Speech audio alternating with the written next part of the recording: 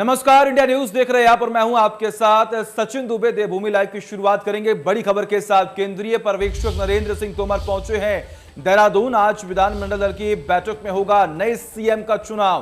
प्रदेश party कार्यालय में 3 बजे होगी ये बैठक में प्रदेश प्रभारी भी रहेंगे मौजूद।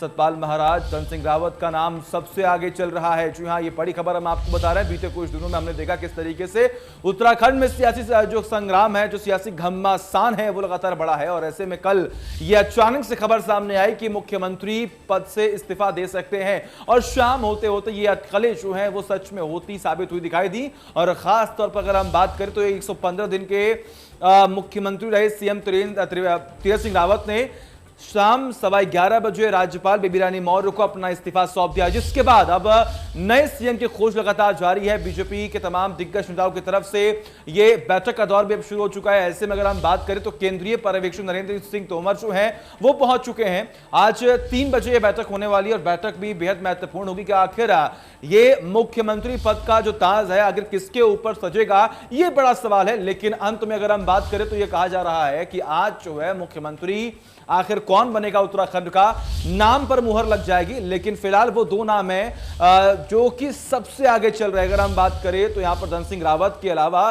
सतपाल महाराज का नाम जो है सबसे आगे चल रहा है। और इन्हीं दोनों में जो तमाम संशय है वो बरकरार है कि आखिर आने वाले वक्त में इन दोनों में से किसे मुख्यमंत्री पद दिया जाएगा।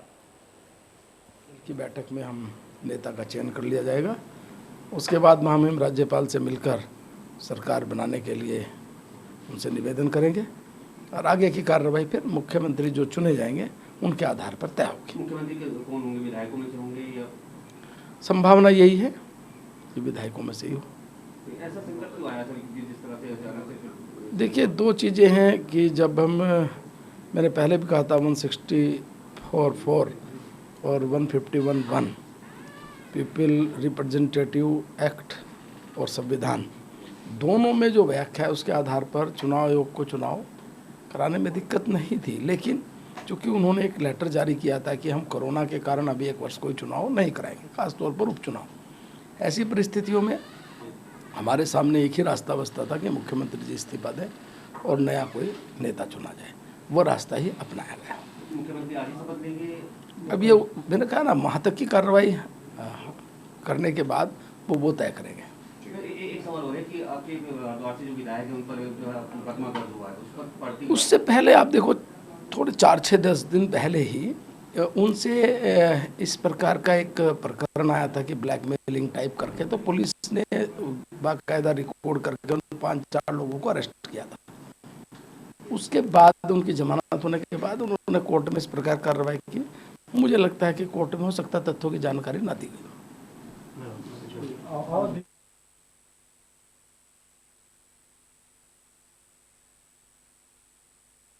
ली जाएगी विधायकों की राय, क्योंकि एमएलए से खुद बात करेंगे नरेंद्र सिंह तोमर।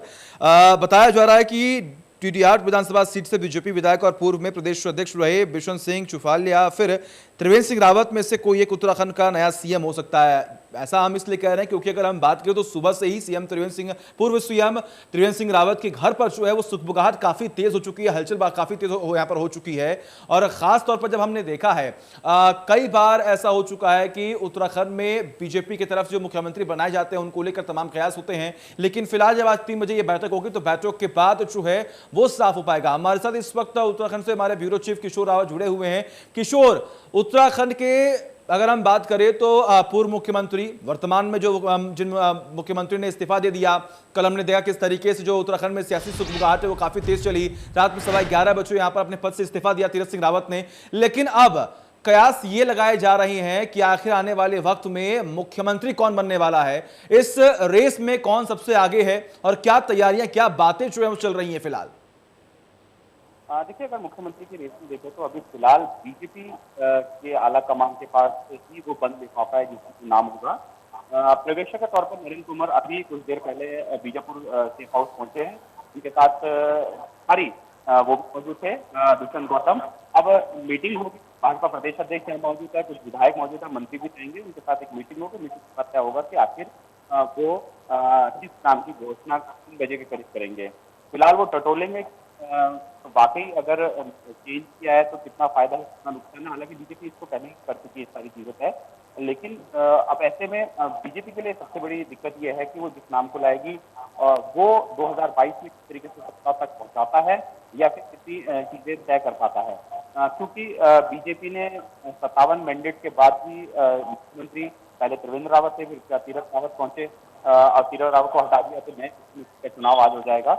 तो इसके बाद ये तय होगा कि अब आगे आने वाले समय में किस तरीके से ये सारी चीजें तय होंगी और किस तरीके से पार्टी चुनावों में जाएगी। क्योंकि इसके बाद सीधा जो भी मुख्यमंत्री बनेगा उसे चुनावी तैयारी करनी पड़ेगी। राज्य सरकार तमाम जो घोषणाएं हैं या फिर पूर्व मुख्यमंत्री ने जो घोषणाएं की उनको पूरा करना होगा और काम ज्यादा होगा, समय कम होगा।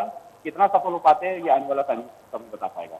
हाँ बिल्कुल। और देखिए ऐसे में कहा यह भी जा रहा है कि केंद्रीय पर्यवेक्षक नरेंद्र सिंह तोमर जो है वो पहुंच चुके हैं और अब विधायकों के भी जाने का जो सिलसिला है वो शुरू हो चुका है। लेकिन देखिए अब बीजेपी के लिए ये बड़ी चुनौती है क्योंकि अब आने वाले वक्त में चुनाव होने वाले हैं, समय बहुत कम बचा हुआ है। जब सीएम तीरथ सिंह रावत को ये पदभार सौंपा गया था उसके बाद हमने देखा था किस तरीके से तमाम बयान जो है वो मुख्यमंत्री की तरफ से दिए गए थे, जिसके बाद विपक्ष जो है लगातार हमलावर भी हुआ है। ऐसे में अगर हम बात करें तो बीजेपी के लिए कितनी बड़ी चुनौती साबित हो सकती है क्योंकि एक चेहरा उसे चुनना है जो कि लोगों से जुड़ भी यहां पर सके और आने वाले वक्त में बीजेपी वापस सत्ता में आए उसके लिए तमाम रणनीति बना सके। देखिए अगर भाजपा की बात करें तो भाजपा की सबसे बड़ी इस वक्त दिक्कत और परेशानी यही है कि वो कैसे चुनाव में जाके चुनाव को करेगी। क्योंकि ये जानती है कि जो भी नया मुख्यमंत्री आएगा उसके सामने बड़ी चुनौती है। बड़ी चुनौती ये है कि वो कैसे चुनावों में ज्यादा सीटें लेके आती है। क्योंकि उनका चुनाव में जिस तरीके से लगातार कल से हम बात कर रहे हैं कि उनका चुनाव कांग्रेस से नहीं हरीश रावत से, हरीश रावत वो कद्दावर नेता है और वो एक मान के चलेंगे इस तरीके से वो अपना प्रभाव छोड़ते हैं। कहीं ना कहीं सोचना पड़ता है उनके हर बयान पर, हर चीज पर कि कैसे वो उनको पार पाएंगे। बीजेपी की दिक्कत यह है कि आने वाले चुनावों में सबसे बड़ी बात यह है कि आने वाले चुनावों में वो ये कह सकती है, जनता ये कह सकती आपने 57 आपको मैंडेट दिया, 57 के बाद भी आप अगर स्थिर सरकार नहीं दे पा रहे तो ऐसी कमी आप लोगों में है। विपक्ष भी इस बात पर सवाल उठा रहा है। अब सबसे बड़ी बात यह है कि बीजेपी का जो भी नया मुख्यमंत्री होगा उसके लिए आज जो है वो कांटों भरा ताज से कम नहीं होगा। क्योंकि चुनाव है, राज्य की भी चीजें बढ़ानी है, जनता को भी जवाब देना है, विपक्ष के लगातार सवालों का जवाब देते हैं। तो अब ये देखना होगा कि कैसे वो इन 6 महीनों को काट पाते हैं, चुनाव में वापस सरकार ला पाते हैं। हालांकि सरकार लाना बहुत इस वक्त मुख्यमंत्री के लिए टेढ़ी खीर होगी। बिल्कुल किशोर, देखिए अगर हम बात करें तो उत्तराखंड में जब सियासी पारा इतना हाई हो चुका है कि अब बीजेपी के लिए भी मुश्किलें तो हैं ही, लेकिन विपक्ष भी अब कहीं ना कहीं पीछे नहीं हट रहा है। वो भी लगातार तमाम आरोपों के साथ बीजेपी को साधने की कोशिश कर रहा है कि आखिर किस तरीके से हमने देखा जब यहाँ पर कांग्रेस की तरफ से प्रेस कॉन्फ्रेंस की जा रही थी तो वहां पर साफ तौर पर जिक्र किया गया कि उत्तराखंड में अस्थिरता जो है कहने का बीजेपी ने ला दिया है। लेकिन अगर हम बात करें तो ऐसे में खबर यह भी सामने आ रही है कि पूर्व मुख्यमंत्री त्रिवेंद्र सिंह रावत को भी इसमें मौका मिल सकता है। इस बात में कितनी सच्चाई है? क्या कोई पॉसिबिलिटी है कि त्रिवेंद्र सिंह रावत को वापस से मुख्यमंत्री बनाया जा सकता है? बिल्कुल। जो एक नाम ये भी बार बार सामने आ रहा है, शायद हो सकता है कि त्रिवेंद्र रावत को दोबारा सत्ता दी जाए। वजह यही है कि उनके नाम पे अगर विवाद नहीं हो सकता, वो उन्होंने सरकार चलाई है, 4 साल में मात्र 9 दिन रह गए थे लेकिन सरकार चलाई है। वो जानते हैं कि कौन सा काम कहाँ तक रुका हुआ है, कितना काम कैसे करना है। तो अनुभव के तौर पर उनका नाम जरूर आ सकता है और संभावनाएं बिल्कुल बनी हुई है, इसे नकारा नहीं जा सकता। यही वजह है कि मुख्यमंत्री के तौर पर उनका नाम भी सामने आ रहा है। अब ये देखना होगा कि पार्टी किसको जिम्मेदारी रहती है। अगर पार्टी नफा नुकसान और सारी चीजें पुराना करे तो हो सकता है कि उनका नाम बहुत तेजी से आगे बढ़ रहा है। बिल्कुल। देखिए किशोर, चुनौतियां हैं, मुश्किलें हैं, लेकिन अब इन मुश्किलों का सामना जो है बीजेपी को करना पड़ेगा क्योंकि परिस्थितियां अब ये कह रही हैं कि अब ऐसे मुख्यमंत्री को ये ऐसे शख्स को, ऐसे जनप्रतिनिधि को ये पद दिया जाए जो आने वाले वक्त में बीजेपी को फायदा पहुंचा सके। लेकिन ऐसे में हम लगातार सुबह से ये जिक्र कर रहे हैं कि 2 ऐसे नाम हैं जो इस रेस में सबसे आगे हैं, एक धन सिंह रावत, दूसरा सतपाल महाराज। लेकिन अब इसमें भी संभावनाएं ये बन रही है कि सतपाल महाराज को ये पद मिल सकता है क्योंकि उनका नाम, उनका कद जो है, उनका ऑरा जो है वो बहुत बड़ा है। तो क्या लगता है कि आने वाले वक्त में संभवतः अधिक से अधिक चांसेस किसके हैं? देखिए अगर नामों की बात है तो अक्सर बीजेपी जिसका नाम आगे चलता है वो सबसे पीछे रह जाता है। बीजेपी हमेशा सरप्राइजिंग फैसले देती है और इस बार भी सरप्राइजिंग फैसला देगी, ये सबको पता है। क्योंकि 3 महीने पहले की बात करें तो यानी 114 दिन पहले की बात करें तो तीरथ का नाम अचानक से सरप्राइजिंग आया था और बीजेपी सरप्राइजिंग जरूर देगी। ये जिस तरीके से बीजेपी की कार्य प्रणाली और जिस तरीके से रणनीति तय करती है वो हमेशा सरप्राइजिंग देती है और अक्सर जिसका नाम आगे चलता है वो हमेशा पड़ता है, ये बात करते हैं। अभी देखना होगा कि बीजेपी पुराने चीजों को देखती है या फिर किस चीज को नोटेट करती है। अगर वो पुरानी चीजों को देखेगी कि इस मुख्यमंत्री पास यानी त्रिवेंद्र रावत के पास पुराना एक्सपीरियंस है, उनको ज्यादा नहीं, क्योंकि अब जो नया मुख्यमंत्री आएगा, देखिए सवाल तो यही है कि जो नया मुख्यमंत्री आएगा उसके सामने सबसे बड़ा सवाल यह है कि उसे समझने में समय लग जाएगा और जब तक समझने में समय लग जाएगा तो बहुत सारी कहते हैं कि नैया पार नहीं हो पाएगी। तो अब ऐसे में बीजेपी के लिए सबसे बड़ी दिक्कत है कि वो कैसे किस तरीके से आगे चीजें तय करे और कहीं ना कहीं उसको अब ये चीजें तय करनी होगी। ठीक है, बिल्कुल किशोर, लगातार बने रहिए हमारे साथ और ये बहुत जरूरी है कि अब बीजेपी जो है कैसे जनप्रतिनिधि को इस पद को सौंपे जो जिम्मेदार हो, जो अनुभवी हो, जो आने वाले वक्त में इस पूरे पदभार को सही तरीके से संभाल सके। इसी बीच में हमारे सहयोगी ने बीजेपी प्रदेश अध्यक्ष मदन कौशिक से खास बातचीत की है, सुनिए। भाजपा के प्रदेश अध्यक्ष मदन कौशिक सर, एक ही जानना चाहता हूं कि कब तक विधायक दल की बैठक हो जाएगी और कब तक तय हो जाएगा? आज 3 बजे विधानमंडल दल की बैठक में हम नए नेता का चयन करेंगे। नए नेता के चयन के बाद महामहिम राज्यपाल को इसकी सूचना देने के बाद और आगे की कार्रवाई, शपथ विधि इत्यादि तय हो जाएगी। सर, संभवतः इस बार विधायक से ही चुना जाएगा नेता दल? जी बिल्कुल।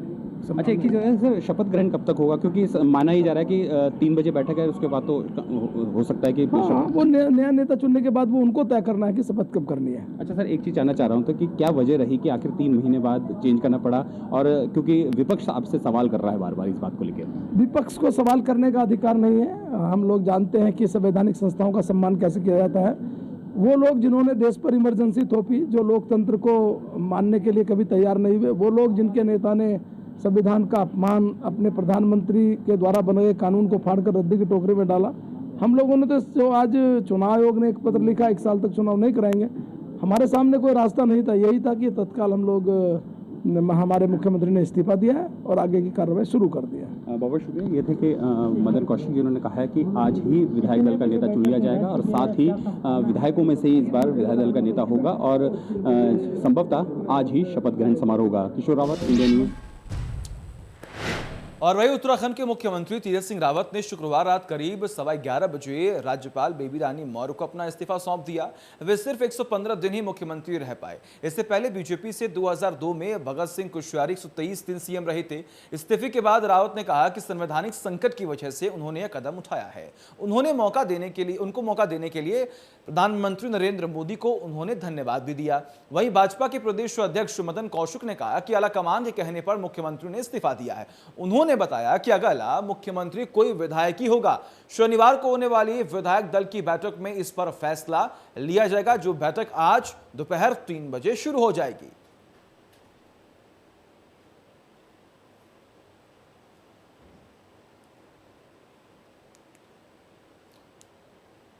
और ये 2 तस्वीरें लगातार हम आपको दिखा रहे हैं।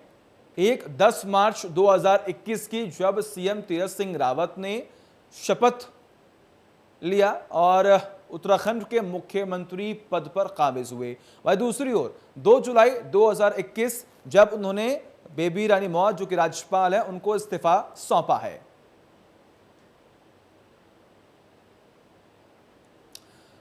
तो ये 2 तस्वीर लगातार हमने आपको दिखाई और इसी खबर का हमारे साथ बातचीत करने के लिए पॉलिटिकल एडिटर अजीत मंडोला जुड़े हुए हमारे साथ। अजीत जी, अगर हम बात करें तो इन सियासी संग्राम के बीच, घमासान के बीच, जब उत्तराखंड में सियासी पारा इतना हाई हो चुका है तो लगातार अब सवाल ये खड़े हो रहे हैं कि बीजेपी के लिए अब कितनी चुनौतीपूर्ण ये फैसला होने वाली है, क्योंकि एक तो कम वक्त बचेगा, दूसरा मुख्यमंत्री ऐसा होना चाहिए जो जिम्मेदार भी हो और अनुभवी भी हो।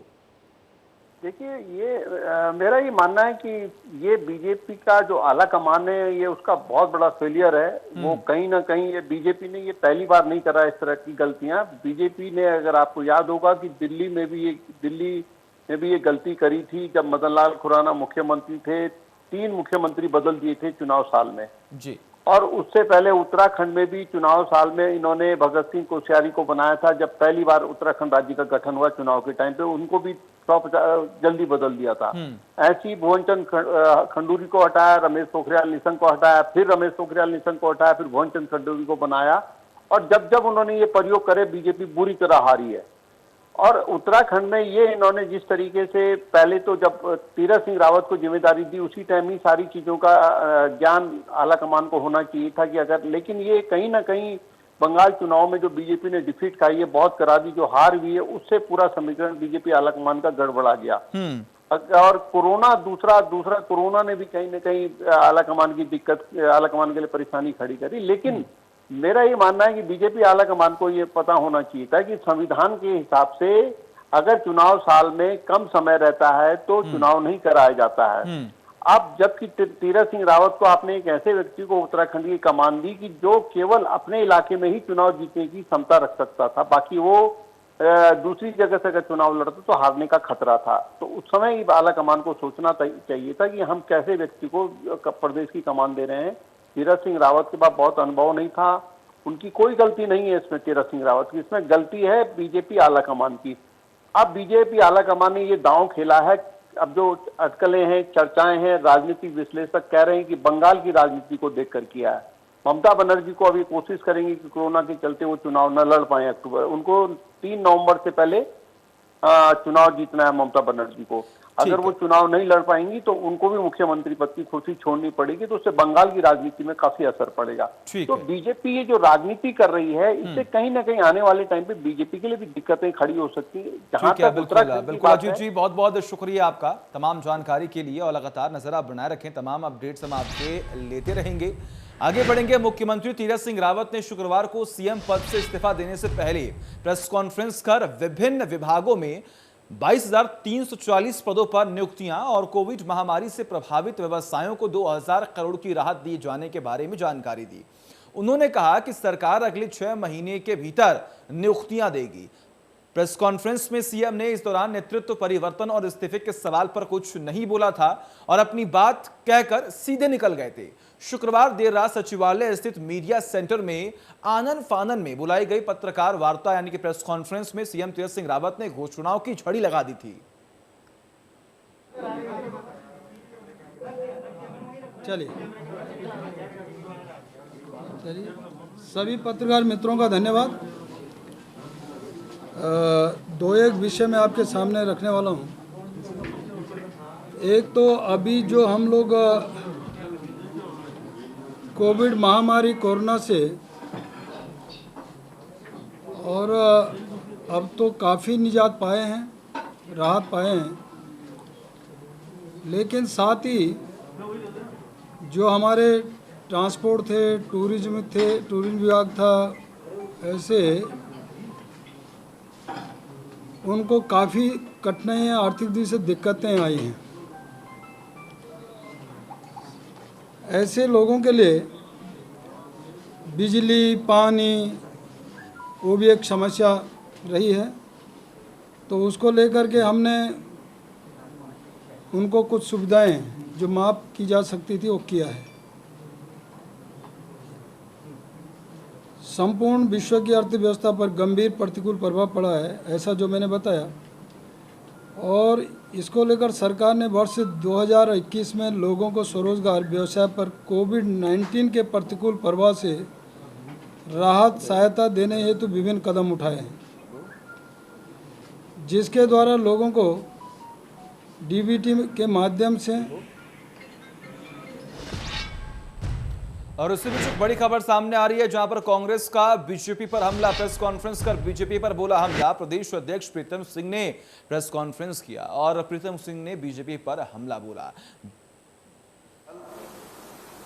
जब उत्तराखंड के मुख्यमंत्री जी ने मुख्यमंत्री पद से त्याग पत्र दिया, उस त्याग पत्र के बाद जब पूर्व मुख्यमंत्री तीरथ सिंह रावत जी ने और भारतीय जनता पार्टी के प्रदेश अध्यक्ष जी ने प्रेस को संबोधित किया, तो उन्होंने इस बात का जिक्र किया कि संवैधानिक कारणों से मुख्यमंत्री जी को त्यागपत्र देना पड़ा।